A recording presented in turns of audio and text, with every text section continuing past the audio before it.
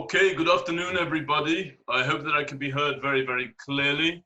It's wonderful to be here with you today for this afternoon's episode of the Miriam Institute webinar. And the title of today's webinar is the UAE and Israel normalized ties. Where does this leave the Palestinians? It's really wonderful to be able to convene a conversation on something so very positive in terms of the normalization of ties. I'm sure that everybody agrees with that. And I want to begin, as ever I do, by thanking my colleague Rosita Panini, the co-founder and COO of the Institute. And I also want to thank our great and powerful colleague in common, Mr. Alan Langer, our international coordinator. Alan, thank you so very much for bringing this about. Now, we feel very, very proud to be able to have a conversation with retired Colonel Grisha Yakubovich. I'm going to read his resume to you briefly.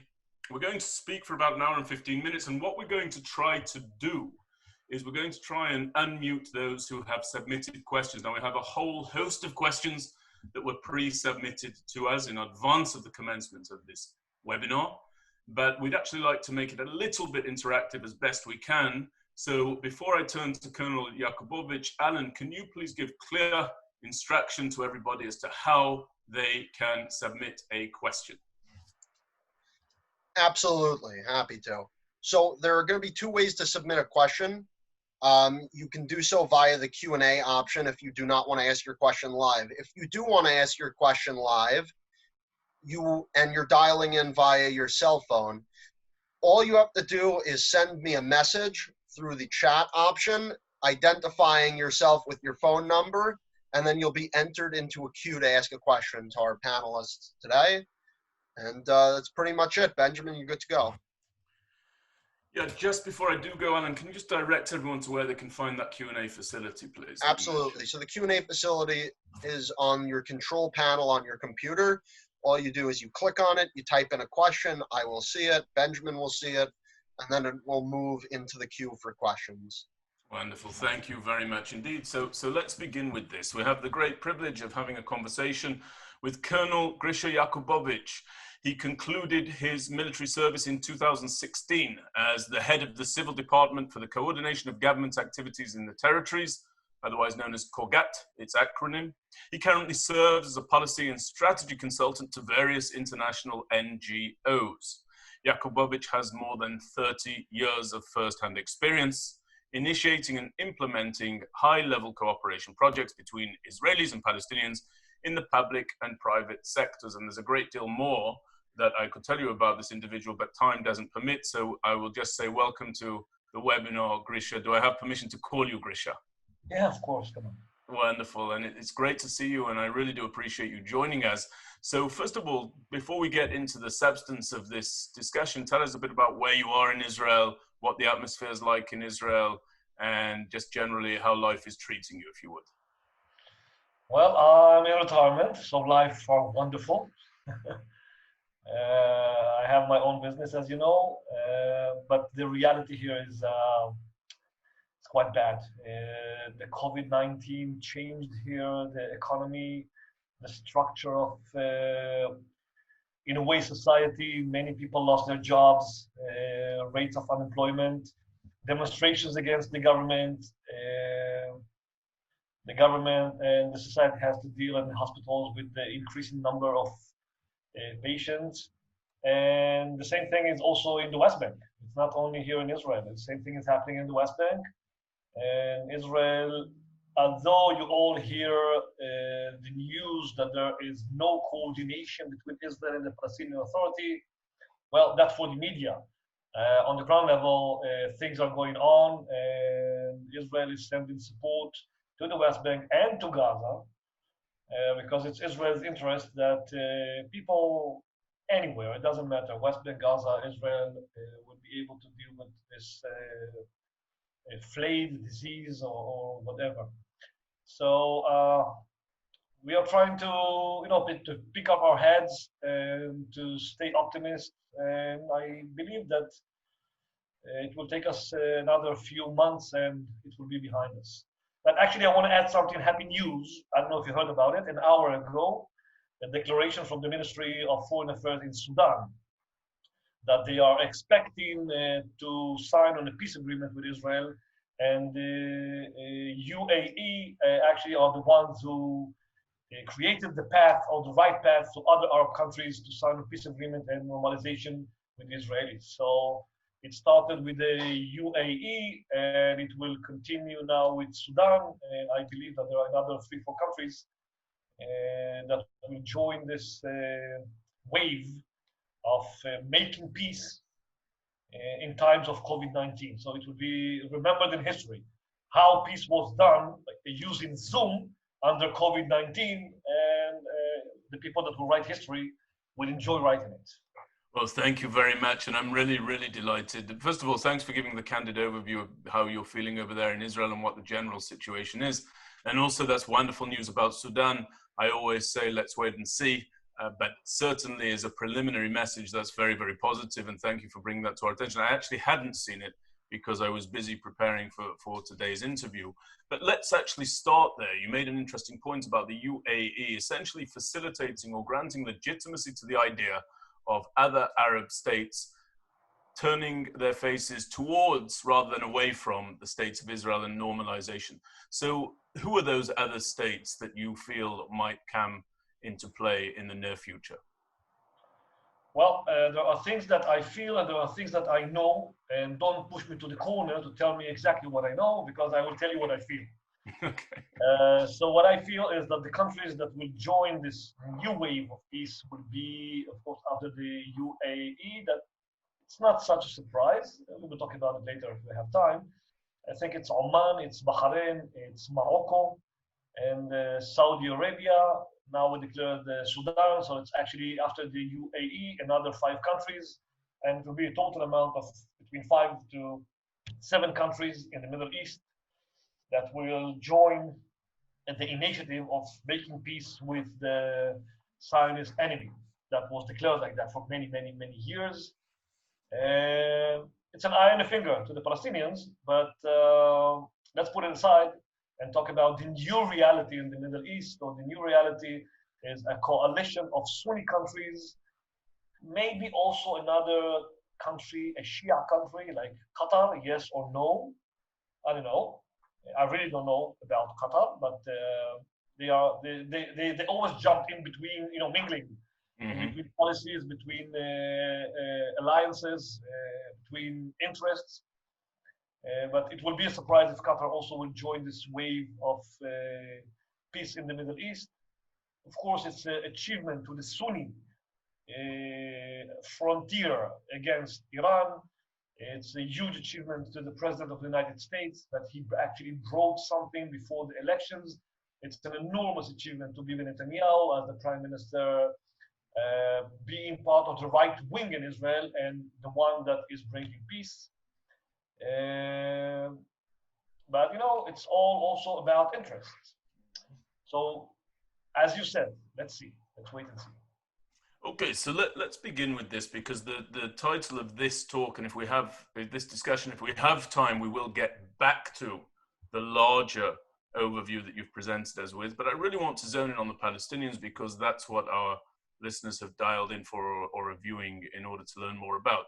Now, the first thing I want to ask you is a fundamental question. I want to understand why it is that the UAE, from your perspective, felt that it was high time that it moved to normalize ties with the state of Israel, even at the expense of drumming the familiar beat that we have to bring about an end to the Israel-Palestinian conflict, whether by way of a two-state solution or any other means. What brought this moment to fruition from the UAE's perspective?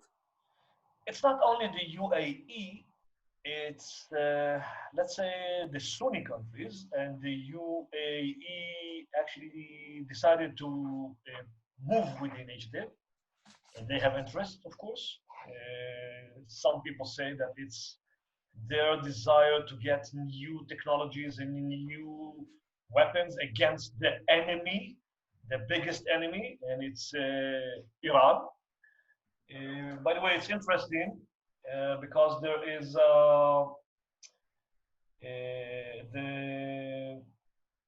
when it comes to Iran, so there is a guy, a former Iranian parliament member, Ali Matahri. I don't know if you heard his tweet or if you read his tweet, but his argument that let's put aside for a moment the traitors, the UAE that signed on that peace agreement. We are also responsible to what happened because we frightened the Arab countries, our friends, so much that because they become so terrified from us that actually because of that we brought them to hug with Israelis. So this is an important perspective, and I think, and I don't want to enter to that, but so many interests behind the curtain that push them to that place that's how they will feel, like the Sunni countries, and of course creating Iran as not only creating, that's who they are, supporting this or leading this dream of Shia alliance from Iran through Lebanon, through Syria to Lebanon, and surrounding Israel. It's like Caesars. It's like having this loop from the north and then connecting to Palestinian Islamic Jihad and Hamas from the south. So it's like being able to cut Israel like scissors from the north and from the side. And I have to be honest, they did a good job. Mm. So Iran are also responsible, actually moving or pushing the UAE towards the hands of the West, if I can say so. Of course, they are terrified. If you look at the map, what is the distance between Abu Dhabi and Iran? You will see that this is only 100 kilometers. It means when it comes to operational, strategical, tactical interest, it means if there will be a peace agreement between Israel and the UAE, if it will be, it means Israel can actually attack Iran from a distance of 100 kilometers and not 1,200. Now, regarding the UAE, I will not say where and when, but I met some representatives during my service somewhere in some places. And it was quite clear even then that one of the first countries that we will be able to have a dialogue with them would be the UAE. And it's not new that in the last 3, 4, 5 years, many Israelis are flying to the UAE. Of course, they have another passport. I know some friends that own an office and companies in Abu Dhabi and in other places. And actually, now it has become official. Mm-hmm. I don't know if you read about it, but 3 years ago, 2017, the UAE government started to support reconstructing a synagogue in Abu Dhabi. Yes. So small signs, small things that also already started in 2017 to mark. We are heading towards a very clear direction. And all we need is the right timing.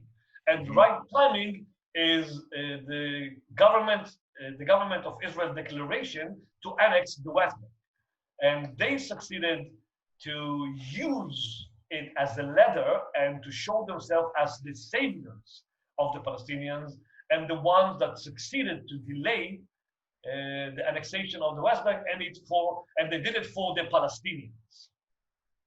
Yeah, so it's a very, very interesting insight that you've come up with there, Grisha, and thank you for talking to us about that. I want to steer people towards an analysis that I actually put up on our website, miriaminstitute.org, yesterday, that spoke about the fact that just as Iran has for years harried and harassed Israel by placing Hezbollah or funding Hezbollah on Israel's border with Lebanon, in southern Lebanon, so too has Israel turned the tables somewhat because they now in Iran have to understand that based there in the UAE, which is very proximate indeed to Iran, as you just established, they will now have Israeli capabilities. So it really is a tit for tat flipping of the tables. And I think it's a very, very interesting insight. And people can read more about that, as I say, on my analysis on my page on miriaminstitute.org. And I also am very interested in this aspect of developments that you've really highlighted, which is that Iran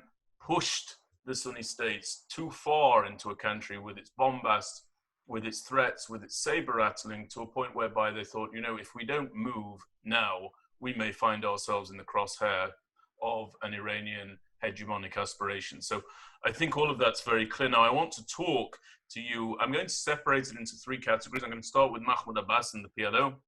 Then I'm going to talk about Hamas. And then I'm also going to talk about the day after the current situation between those two Palestinian Arab factions. Now, this deal, this declaration that a deal is forthcoming, to be precise, and there is a lot of detail yet to be dealt with, and as everybody says, the devil is in the detail. But this deal has largely been greeted throughout the Western world, the international community, and through various states in the Arab world, either without condemnation or with overt celebration. Not so, obviously, for the Palestinian Authority. I want to read from you a quote from Mahmoud Abbas, and it says the following. He says, "Is this the Arab nation?" This is an interview for which he said on Palestinian television. He said that any Arab who visits Israel on a pilgrimage to Al-Aqsa will be met at the holy site with the shoes and spit of the people of Jerusalem. The Arab world's shameful silence shows we face a conspiracy with many participants. Now, that's not a particularly optimistic reaction to the development. What is Mahmoud Abbas's position right now within the Palestinian street, and what is his position within the Arab world writ large? I want to quote a friend of mine. She is a journalist, and if you'll excuse me, I cannot use her name. But when you will come to Israel, I will for sure let you meet her. And when we talk to each other at least twice a week, when I asked her about the Palestinian government and about the reality in the West Bank, and she used terms as the young generation, the age of 27, that it was quite new to me. It's like, we are not ready and prepared to become a state. Our leadership is corrupted. We hate them. I'm ashamed that this is my government, that this is my president. And they don't have the right to rule me because they are not human beings. And we are human beings. And I don't want to add other things that you said because it will not be appropriate. But for sure, when you will come to Israel, you should both meet, and I think that you will be. It's not that she loves Israel or she has become Zionist or she doesn't want to get her Palestinian state and country, but she is realistic.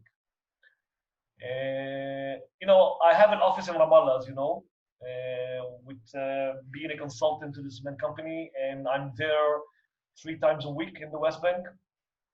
And unfortunately, what I see and what I hear is something that made me feel uncomfortable. How the people hate the Palestinian Authority, how the people are disgusted from them. The people are laughing, okay? I will laughing at them. And I will give you one. The people are laughing at the Palestinian Authority. Yeah.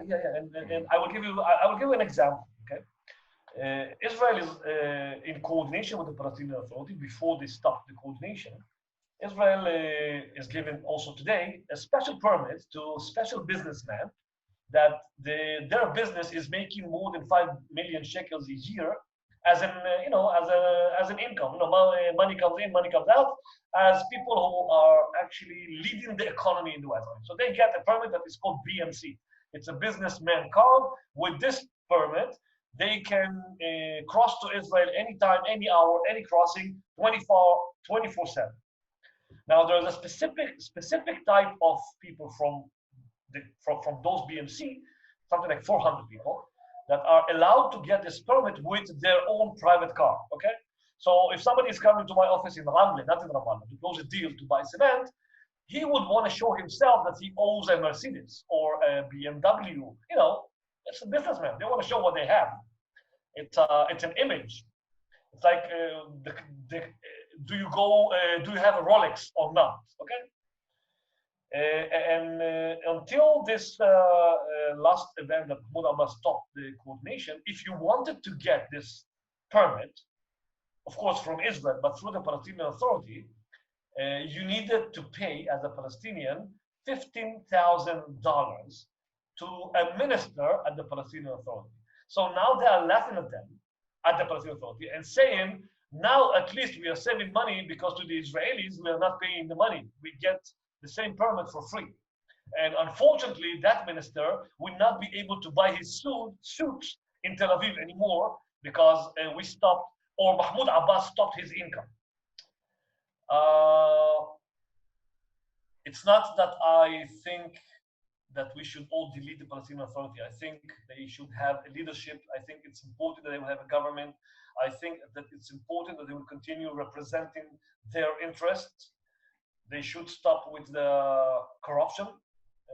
I hope it will stop. I really hope so. Because otherwise, it will explode not only in their faces, it will also explode on our faces. So in a way, it's our interest that the Palestinian Authority will not be corrupted, so they will continue controlling their own people, that they got responsibility on them when they implemented Oslo. So this is an example to what the people think in the West Bank. It's not the same behavior in the streets when they see a Palestinian policeman. I remember the days when they saw a policeman, they moved to the other side of the road. Now they see him and he's stopping, or he's trying to stop a car. It's like they need to decide if they want to listen to him or not. The reality is changing. By the way, it's the same things that I saw as, you know, as a barometer, you know, when the second Intifada started. You know, lack of law and order, no respect to the Palestinian Authority, no respect to the policemen. And I hope again that this environment of hating the PA, they don't, they say that all they care is about their seats, their families. By the way, not only the PA, Hamas also. Who says that? You're saying the Palestinian Arabs in the West Bank, in Judea and Samaria, say that the ministers and the government and the representatives of the Palestinian Authority care only about their political seats, their families, and their wealth. Exactly, and they are asking the questions: what did they do for us? What are they doing for us? What are their achievements? All they care is about themselves. And if we look at it strategically about where it is going to lead us in the future, I hope that it will not lead us to an anarchy. And at the end, an anarchy will be a lose-lose situation for us and for the Palestinians. So there's another quote here that I read that I thought might be interesting for you, and it goes to the heart of what have they done for us lately, which is what you're talking about. It seems that you're saying the Palestinian Arabs, specifically in Judea and Samaria, is saying of the PLO, what have they done for us lately? So listen to this, Christian, and tell me your thoughts about it. It says, on the UAE's announcement to normalize ties with Israel, quote, the oil-rich Gulf states are now respected global business hubs that view the West not as oppressor or competing civilization, but as a target for investment and a source of stability. The new threats that loom over the Arab world are regional: Iran, Turkey, Islamist factions, and various other sorts. Or they are deeply local, from corruption to sectoral strife. The Arab world has changed. The Palestinian narrative has not. Do you agree with that? Well, if I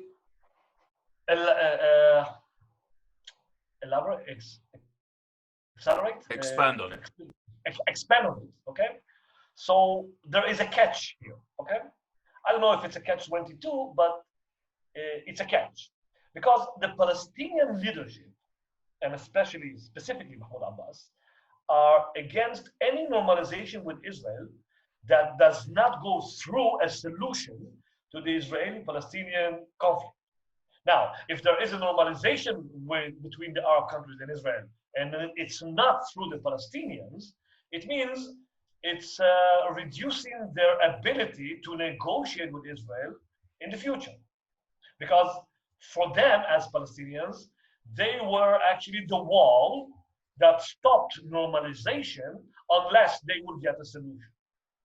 So if you do that or you hold that narrative and you hold that let's say power, in a way it's a power that was given to the Palestinians from the Arab League for many years, and now they are actually taking this power from them. So when they will reach to the table of negotiation, and eventually they will reach and they will be there, they will be able to demand less demands in the future. So I don't know, maybe it's a hint that maybe annexation was just delayed, and it will be better to deal with annexation in the future when the Palestinians will be weaker. I don't know. It's just a thought.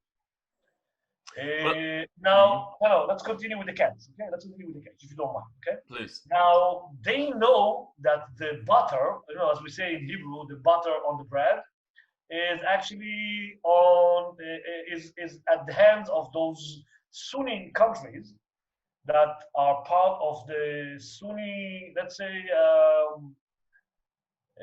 not wall, but Sunni. I don't know exactly how to define it, but the group of Sunni countries that will stand and support the West against Iran. Now, the Palestinian leadership know that the butter is actually there. Now, on the other hand, any Palestinian leader doesn't want to be considered as a traitor to support something like that, and they don't want to burn their relations with those Arab Sunni countries. So it doesn't matter how you shake this reality, okay, for Mahmoud Abbas or for the Arab Palestinian leadership.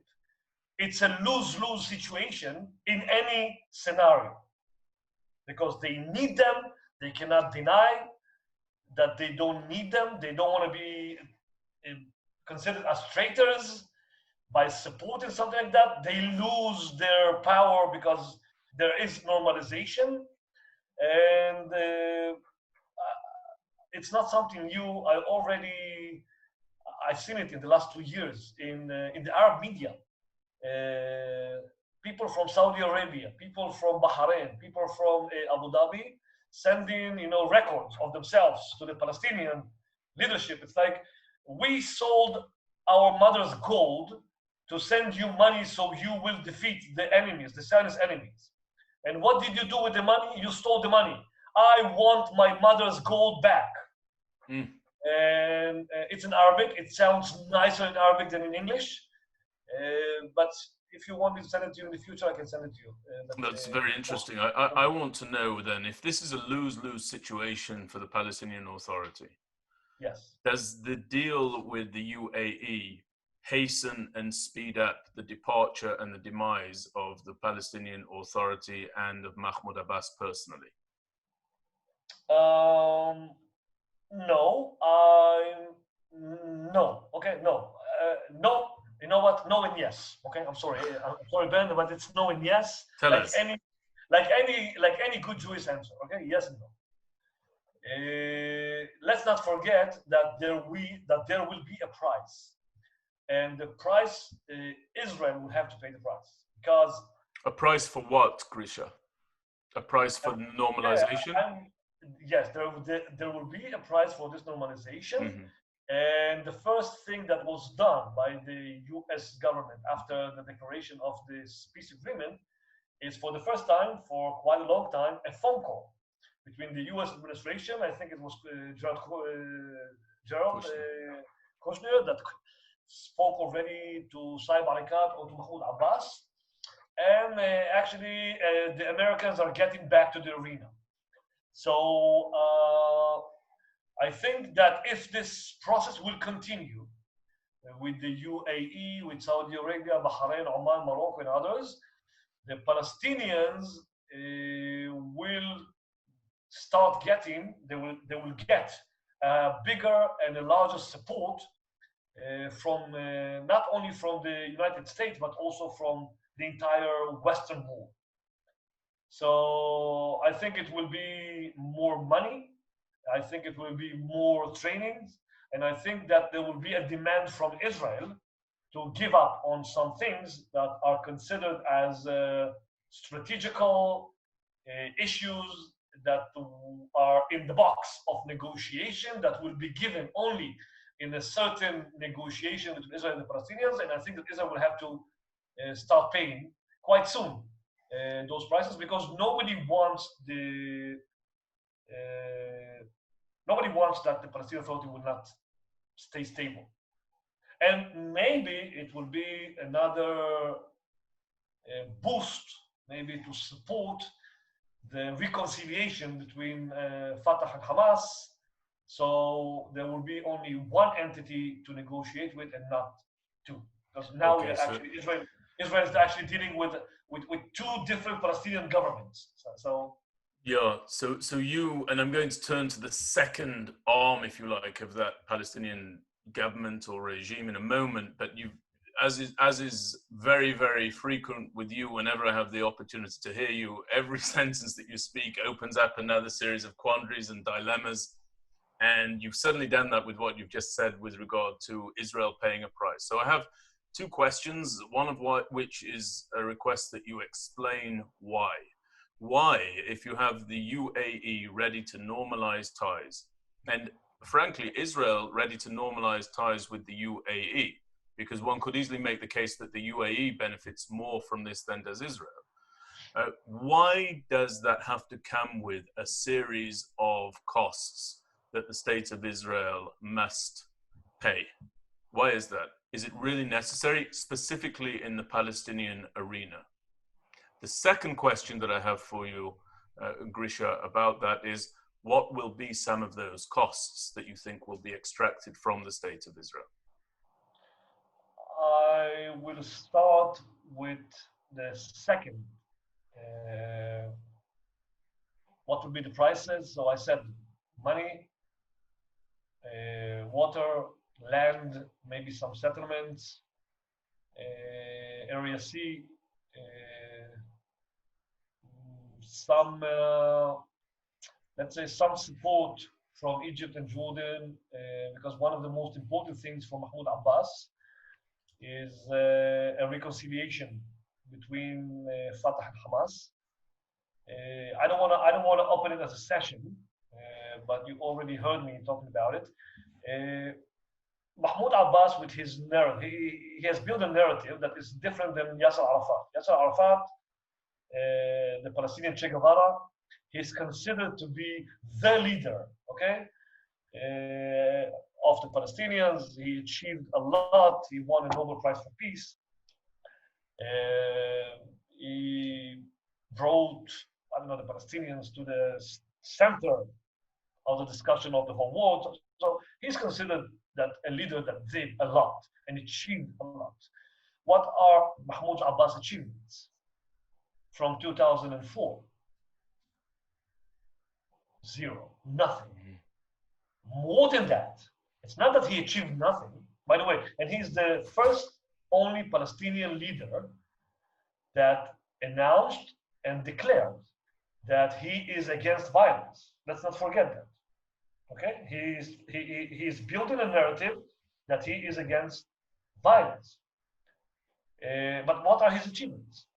Now, when he's 84, his legacy, okay, he's going to be mentioned in Palestinian history. Okay, and his legacy, the only thing that will be mentioned is that because of him, the Palestinian entity was split into two different entities: Hamas in Gaza, Fatah in the West Bank. So reconciliation is something very, very important to him. So one of the prices that Israel probably, I don't know, maybe it will not happen, but one of the prices that he will want to get is Egypt will support and Jordan will support a reconciliation between him and Hamas.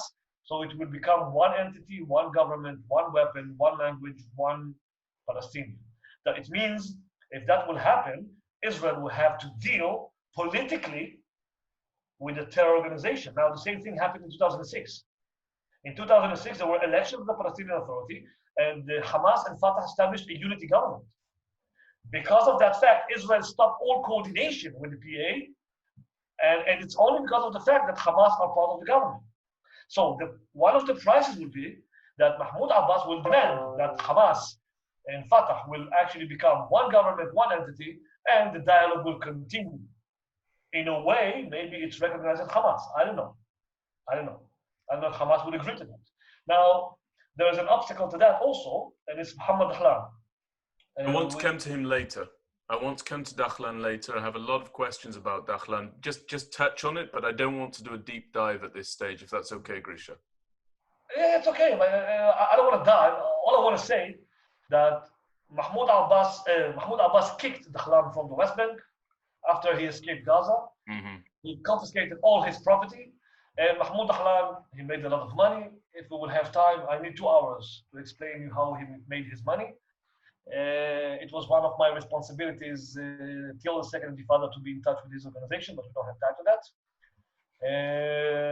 So Mahmoud Abbas is supported by the UAE, and there are a lot of rumors that he is behind this peace initiative process. So actually, and he will actually be the right guy to become the Palestinian leader that will be accepted not only by Fatah, but also by Hamas in Gaza. So I want to talk a little bit about this gentleman who I hope everyone can now see on the screen. I was going to come to him later, but you've raised Mahmoud Dahlan. So let's have a conversation about him. In terms of his role here with regard to the UAE normalizing ties with the State of Israel, the very well-known negotiator for the Palestinian Authority, Saeb Erekat, has said that he is despicable, that Mahmoud Dahlan, the former Fatah chief and preventive security head in Gaza, stabbed a knife in the back of the Palestinian cause. Now, when the announcement of the normalization of ties was made, Dahlan made the following statement. He said, "We recall the historical role played by the UAE in supporting our steadfast persistence and revolution and its constant support for our struggle to achieve freedom. We hope the Emiratis always respect Palestinian interests and employs all its relationships in the framework of a strategy which aims to end the occupation." Those are the words of this gentleman, Mahmoud Dahlan. He's in the UAE now. He was exiled to the UAE. What is his role in the Palestinian complex, if you like? He was very much a strong man, spent years in an Israeli prison. Tell us a bit about this individual who may become more of a player now, per your words. Tell us a little bit about his background, Grisha, and tell us a bit about what his future may be with regard to the Palestinians. It's like a chess game. And Dahlan made his move, and for many years there is a huge discussion, not only at the Palestinian leadership and the community and society, we are always talking about the day after Mahmoud Abbas. Who is going to be the next leader? So after Yasser Arafat, I think we all automatically knew it's going to be Mahmoud Abbas.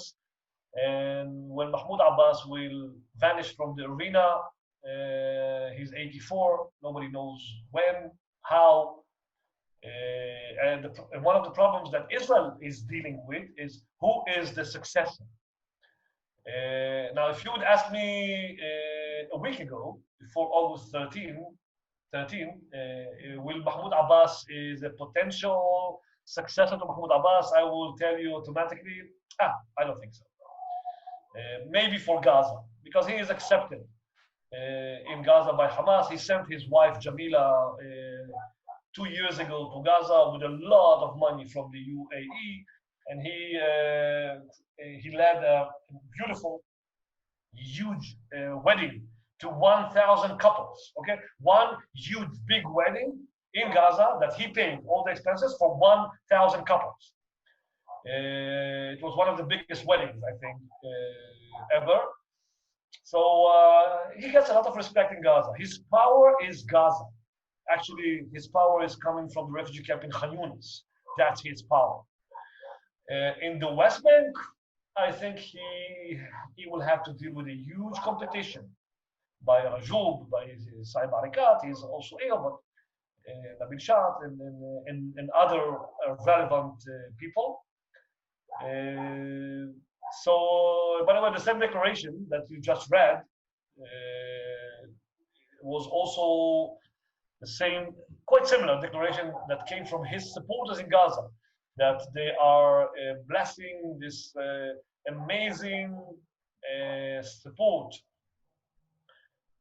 for the Palestinian interest by the UAE, and because of their support and their ability and what they did, they succeeded to save Palestine from Israeli annexation, and they are quite happy. So it was, of course, coordinated. But will he be the next president, the successor? I don't know. If you tell me, can I point on somebody that he will be the successor? I have a lot of experience with the Palestinians, and to be honest with you, I cannot.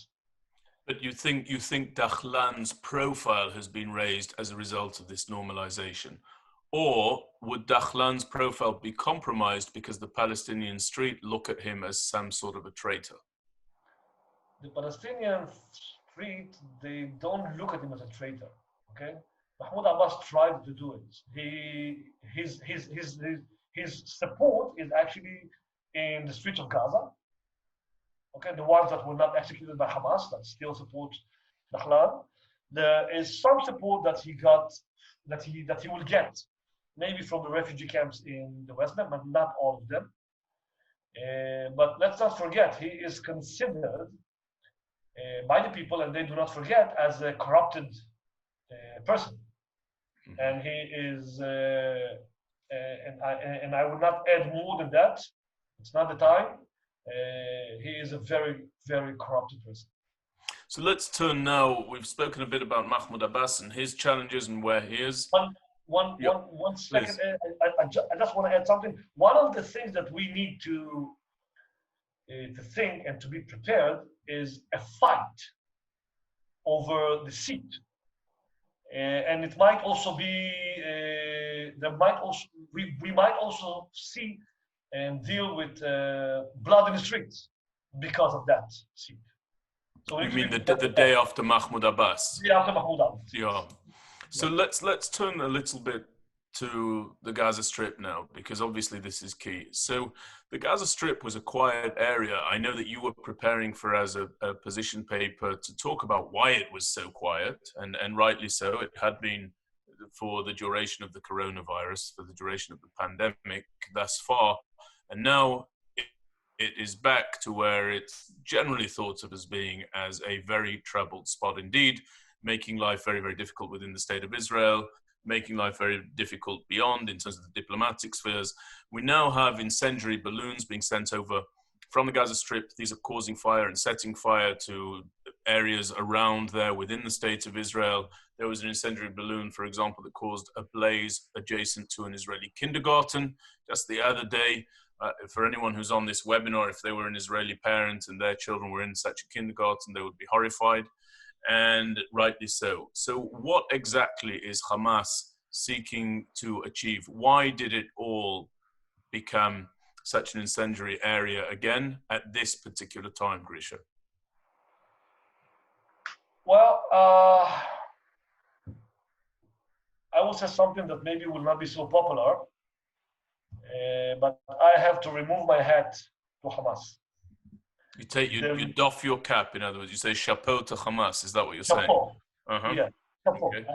I have to say chapeau to Hamas. They are my enemies. I fought them. They tried to kill me. I tried to kill them. As you see, they failed. But they are masters of negotiation. Masters. How much time do we have, Ben? I need. Right. You no, have. You can speak a little bit about this. I'd like to hear it. Okay, so in 2007, June 2007, Hamas conquered the Gaza Strip from unity government. Okay, since then they are actually the official government, and it doesn't matter how they define it. Okay, we are here to stay, we are here, we are part of, we are not. It's the government. They took responsibility. They led the 3 operations.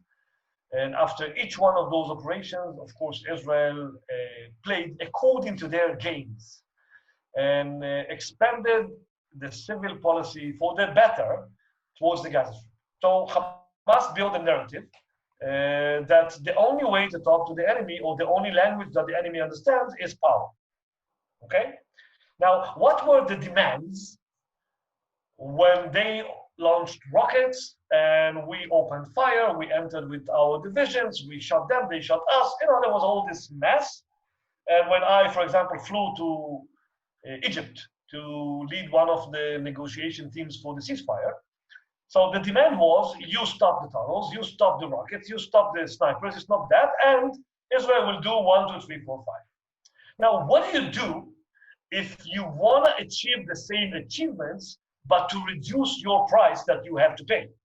So instead of a demand to stop launching rockets, or instead of a demand from the Egyptians that we want to know where are the tunnels or don't dig tunnels, why not to create a new equation that for a ceasefire, you stop the balloons, that for a ceasefire, you stop the kites, that for a ceasefire, you will stop the night divisions that make a lot of noise on the border, that for an addition of water, electricity, or money from Qatar, you will stop the demonstration on the fans.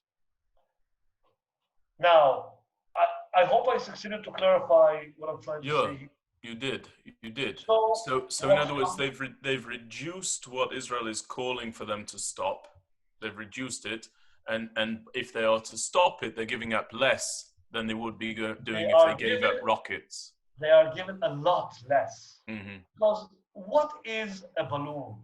Okay, it's or what is the power of those balloons? And that's why I have to say chapeau to Hamas. Okay, it's nothing. It's a balloon with gas, and you add to that something that is burning, and you are using topography and geography that the wind is always from the west because it's on the sea, and the balloons fly into Israel. And who is making all that noise? The government? Hamas? No, Hamas do nothing. All they need is to sit in their chairs and do like that, and all the Israeli media guys that explain what they are doing and what are the damages and the mess that is happening actually are playing to the hands of Hamas by making this simple tool, balloon with gas. And if you count and calculate the damages, well, it's almost nothing. Okay, if you really check what are the damages of those fires, and what is the amount of money, let's say, that Israel will have to confiscate, you know what? I'm not guessing. A few months ago, I knew exactly the numbers, but for the last week and a half, I don't know what are the extra damages, but it's not a lot. But it's brilliant. Hamas just sent in a balloon, and the Israeli media is doing the job for them by impacting on the environment in Israel. So the people, the communities will shout for help to the government, and look what is happening to us. And then Israel will send 2 F-16s to bomb something in Gaza. And this is an amazing way of Hamas creating the unbalanced situation of David and Goliath. Mm-hmm. We are sending balloons. Okay, excuse me, we, Hamas, here, down here. Okay, we are the small Goliath. We are sending only balloons. And you are attacking us with your best weapons, F-16s, with missiles. This is the unbalanced reality that Hamas succeeded to create. So why don't we just shut our mouths? Okay, let's stop talking about it. It's not that we need to cover it. Yes, but we can say some fires in the Negev. Yes, some fields were burned because of the sun. I don't know what. But why to give them, or why to play to their hands and to show them the achievement of a small balloon that created the damage? I'm not saying not. But when you look at it, okay, when you look at the bigger picture, they created how do you say malkodet dvash, a honey trap. A honey trap. A honey trap that this is exactly their way. They want us to send the F-16 to throw a bomb for a balloon. First of all, we are losing money. Bombs cost a lot of money. 1 hour of an F-16 is a lot of money. It will cover all the balloons for the coming 10 years, only the fuel, okay? And actually, we are all playing to the hands. It's a primitive tool that achieves huge and amazing achievements for Hamas. It's very, very, very, very interesting insight. I take your point about Israeli media making all of the noise and all of the sounds and all of the headlines when actually they could say nothing and keep that quiet. I also take your point about it being a low cost for Hamas in order to continue to terrorize the state of Israel and also bring something to the negotiating table that's less costly for them to surrender, the balloons as opposed to rockets. But I do want to supplement that and then move on to, I'm going to ask you 2 last questions and then open it to the audience questions. There is a school of thought, and I know this from speaking to negotiators who brought about the ceasefire between Hamas and the state of Israel brokered by the US and so forth. There is a school of thought, Grisha, that says that actually the reason that Hamas are using these balloons is precisely because it's a method of terror not actually included and codified within the text of the agreement. In other words, they were told to stop firing rockets, they were told to stop digging tunnels, they were told to stop a list of things, most of which you just mentioned, but nowhere in those agreements was there any mention of stopping incendiary balloons being sent forward, and therefore Hamas say, well, we're not actually in breach of any agreements as long as we do that. So I just wanted to put that out there for the listeners to be aware of, in addition to what you've said. But I think your insight on the negotiations there is right on, and certainly something that people should keep in mind. I want to ask a question about this, the retaliation to Gaza. Yes, please. Ben, I'm sorry, but I have to add something, okay? Please, yes. I understand this in school, but let's not forget, Hamas understand what will be Israel's response the moment they launch a rocket, okay? What Hamas created is a box of tools, okay? Balloons, kite, laser units, the noise units, El-Wazari groups, demonstration. It's a box of tools that they know that if they use them, it will not cross this line, okay? That means an Israeli reaction. Right. So it's all the tools that they've created under the line of, let's say, moving the wheels of Israel as an attacker. And they have other tools in their box, and they will use them. So I just want to ask one question about that, and then I want to tie them back to the Palestinian Authority. And as I say, we're going to get some audience questions. There's so much I wish I could ask you, but we don't have time on this particular webinar. So there are headlines all over the place that say, for example, I'll bring you one that I researched earlier. Israeli airstrikes hit Hamas targets in Gaza after fresh arson balloon attacks. Okay.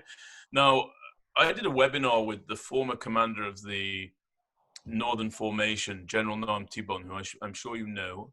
And Tibon was analyzing the Second Lebanon War. He said one of the problems with the Second Lebanon War was that, quite simply, the Israeli Air Force, because of its efficiency and success, actually ended up running out of targets in southern Lebanon. It had every target symbolized and painted and designated.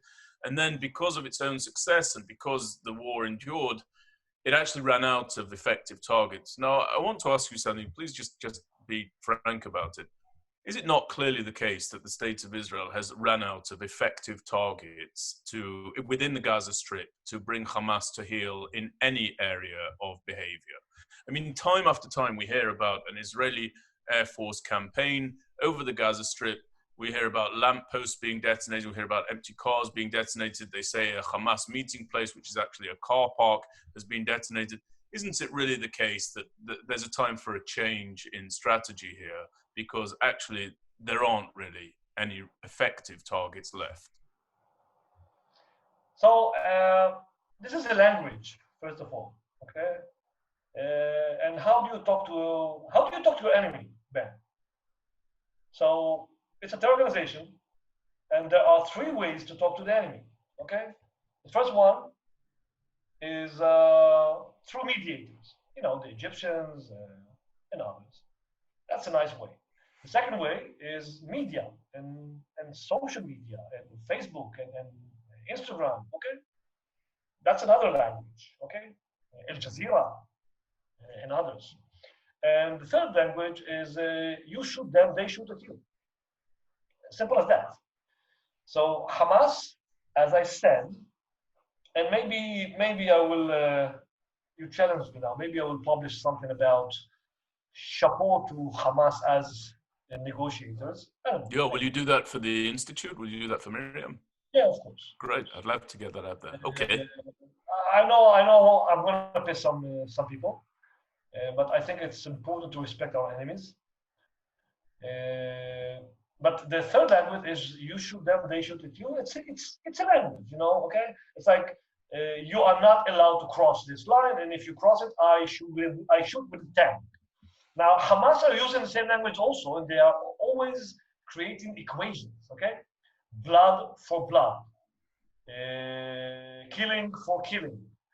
By the way, this is why they launched 2 rockets this week, because we injured 2 Palestinians, and they want to show themselves as the protectors of the people. And this is a language, yes.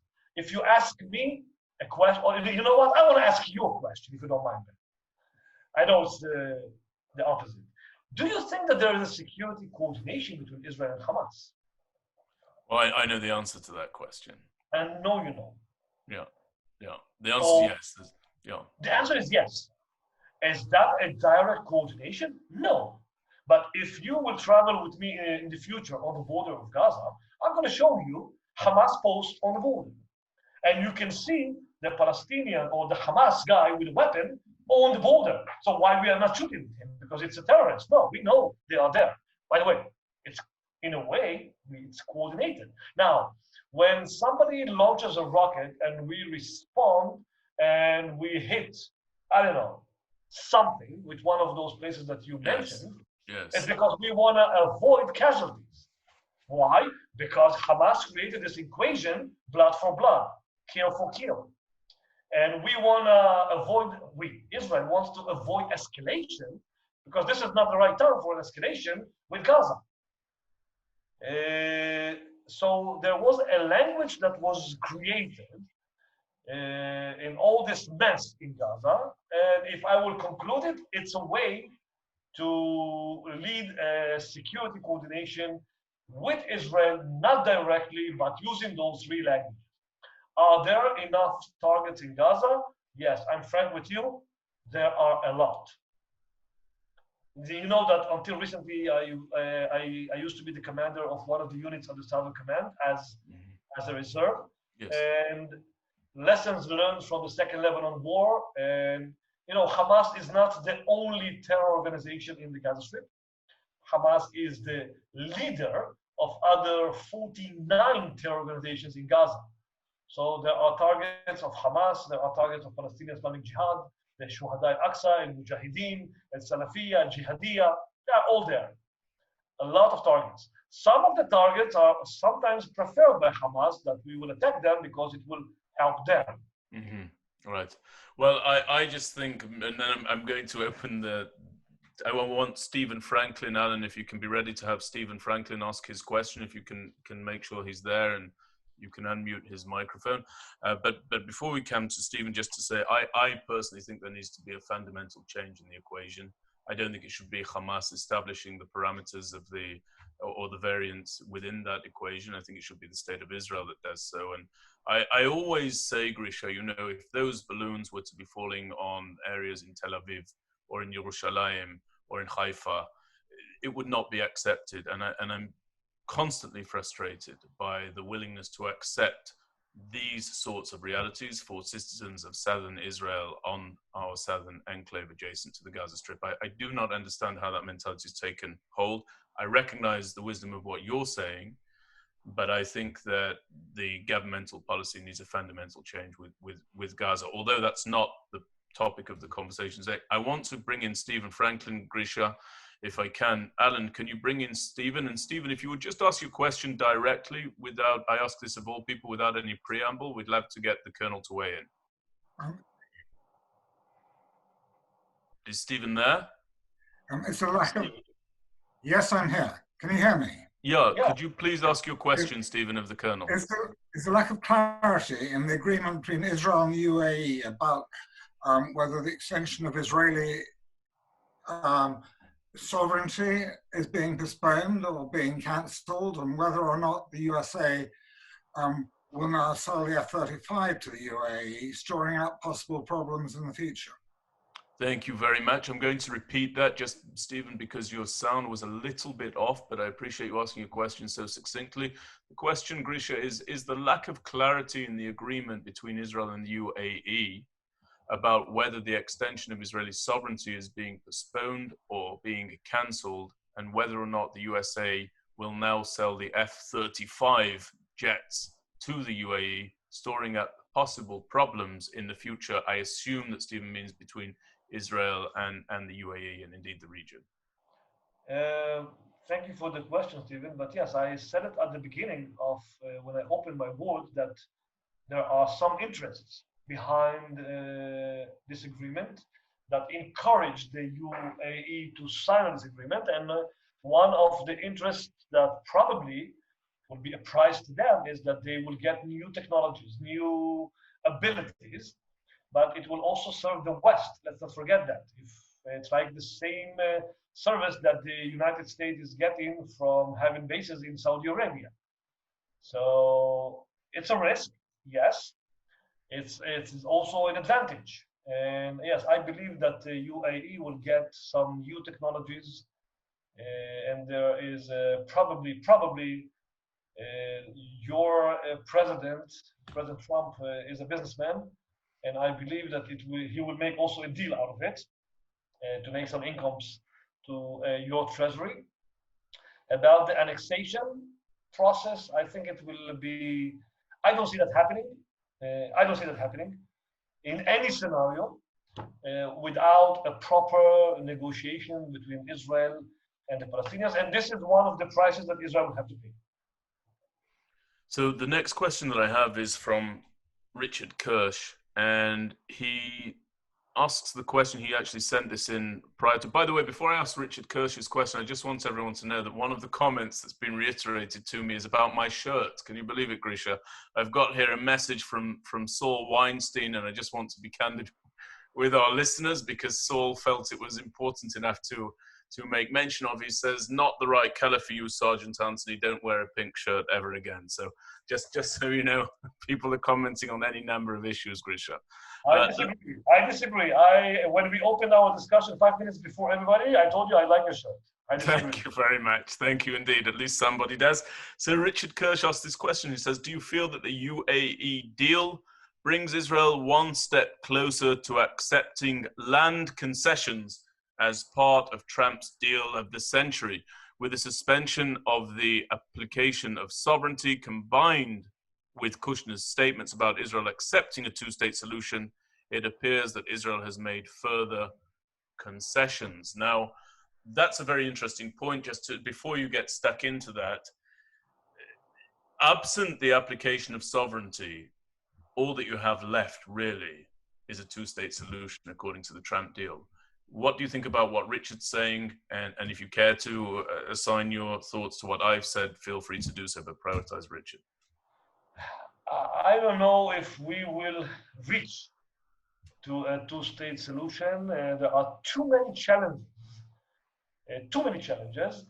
And one of the first challenges is that we are already in a reality of a three-state solution. So let's first of all solve the problem of moving from a reality of a three-state solution to a possible reality of two-state solution, and make sure that we will not end up with a disaster, okay, from my aspect of a one-state solution, because this is something new that I hear in the last 8 months, 1 year, that a lot of Palestinians and even from East Jerusalem that are calling to a one-state solution. And for me, as a Jew, as a son to both Holocaust survivors, and my father is one of the last living Auschwitz camp survivors here in Israel, that I came to Israel from the USSR to grow, to live here and to defend my country, and I did it for 30 years.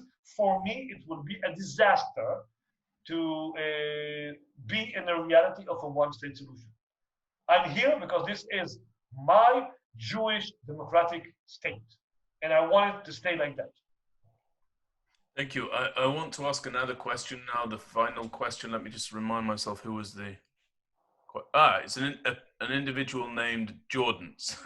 So Jordan has asked the question whether or not you see, he says, you've spoken extensively about the possibility of reconciliation between the Palestinian Authority and Hamas. What makes you think that such a reconciliation is something that either party actually wants? Isn't that just a fantasy? Now that's interesting based on what you just said. Talk to us about the chances of reconciliation, Grisha.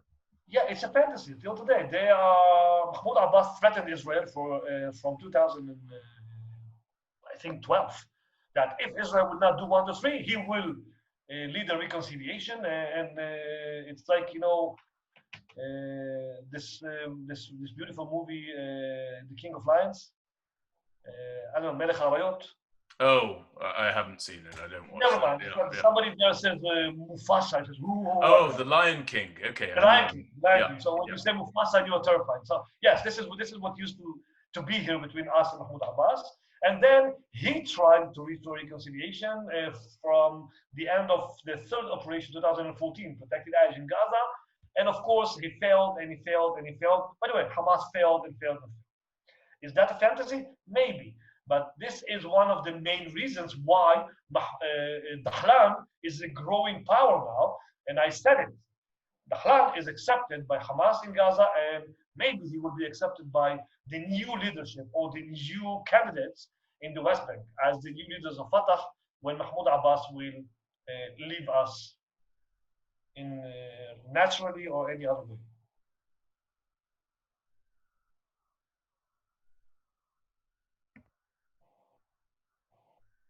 I don't hear you.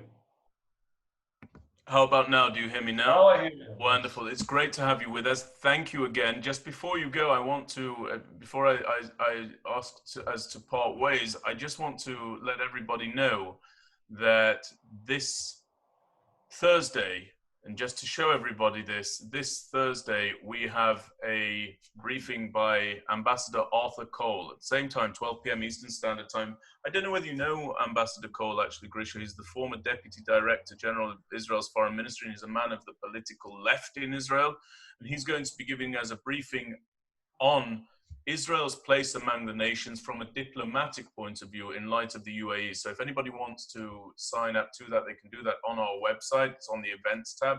But Grisha, to come back to you, I have had the pleasure together with Rosita of bringing delegations of cadets, of graduate students, of doctoral candidates, of policy staffers, of a whole range of people who have come down to the area adjacent to the Gaza Strip and been briefed by you over successive summers. And I just wanted to say that we have always found your views insightful. We've found them fitting of the complexity that's at play. I think a lot of people want to speak in simplistic terms about the situation. I've never once known you to do that.